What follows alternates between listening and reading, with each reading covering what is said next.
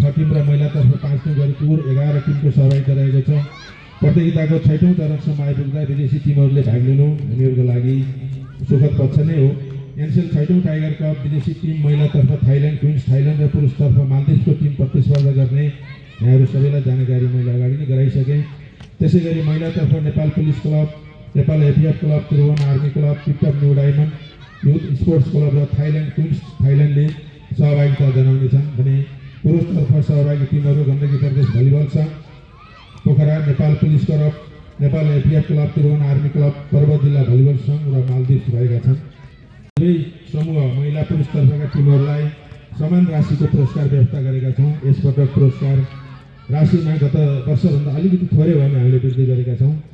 6,66,666 प्रथम पुरस्कार छ भने द्वितीय पुरस्कार 3,66,666 र तृतीय पुरस्कार 2,06,666 छ।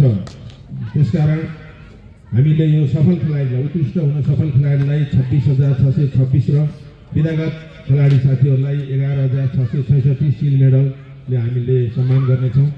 प्रत्येक म्याचमा टाइगर केल्मी अफ द म्याच हुन सफल खेलाडीलाई केल्मी नेपालको तर्फबाट सोभिनियर प्रदान गर्नेछौँ। यस वर्ष दर्शकहरूको सहजीकरणका लागि रु 3500 रुपियाँको अनलाइन सिजनल टिकटको पनि व्यवस्था गरी वितरण समेत गरिसकेका छौँ। उक्त वितरण खल्ती आयोनीको सहकार्यमा गरेका छौँ।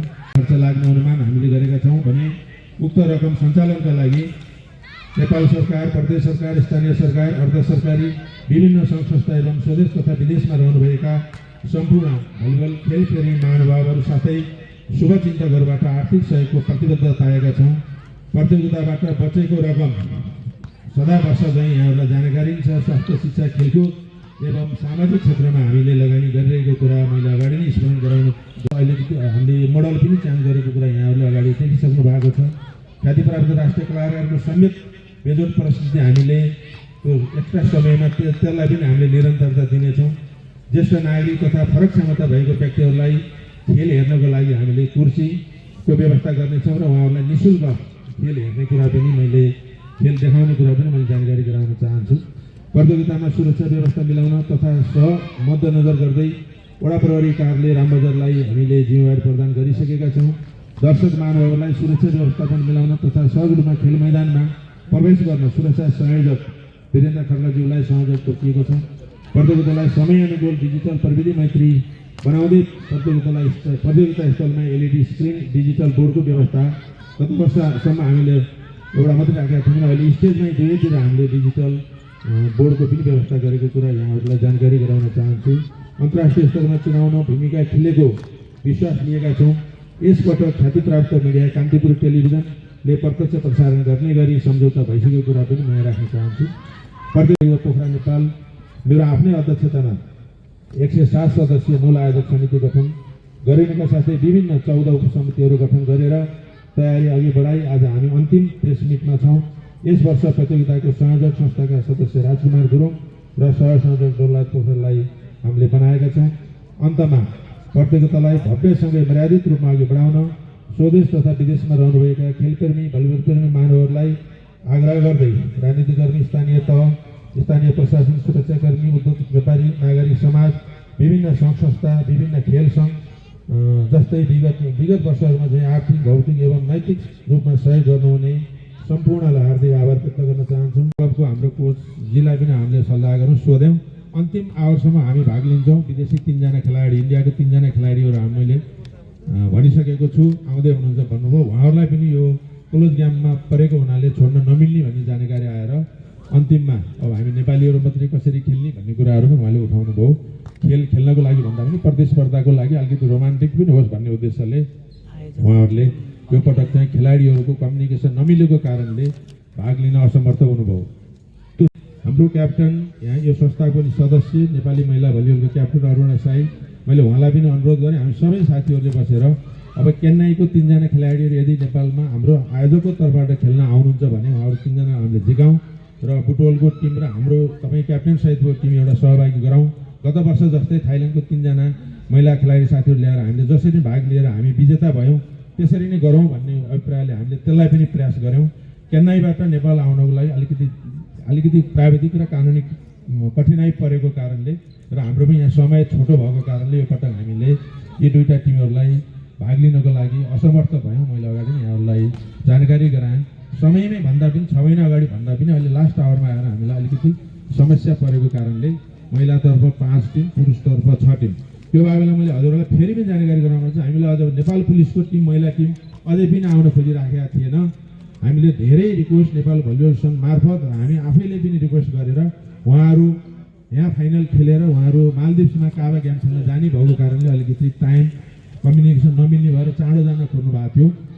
हामीले 16 गते नै हामी खेलाउँछौँ, तपाईँहरू जानु होला भनेर अनुरोध गरेर नेपाल प्रहरीको अब आइसाफ समेत हामी यो कुरा लिएर गइसकेपछि उहाँहरू अहिले खेल्न आउनु भएको छ। यो पटक महिलाको 5 टिम, पुरुषको त हामीले 7 टिम भनेको, अर्को टिम इन्डियाकै पुरुषको टिम हो। उहाँलाई लेडिजहरूको टिम नआइसकेपछि उहाँहरू पनि आउन खोज्नु भएन।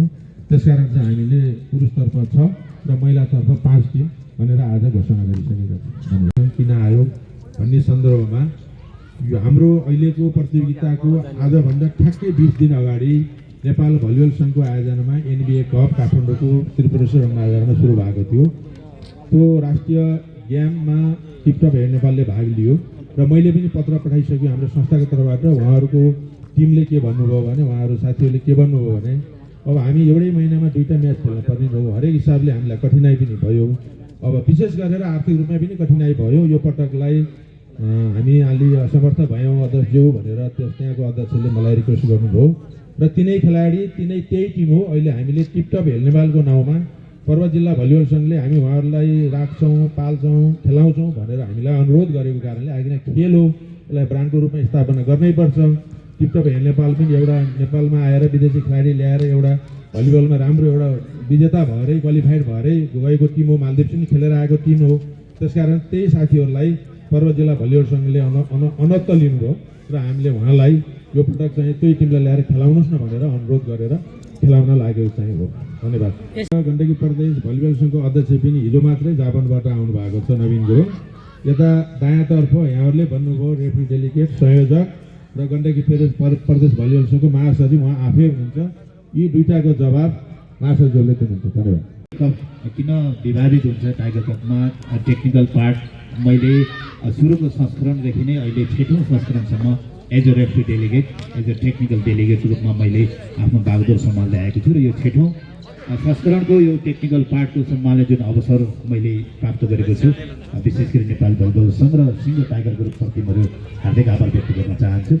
र ह्युमन एरर हो, अब मिस्टेक त जाने भइ नै हाल्छ, तर एबिसी र काबा जस्तो प्रतिष्ठित प्रतियोगितामा पनि च्यालेन्ज सिस्टमहरू, भिडियो च्यालेन्ज सिस्टम छैन।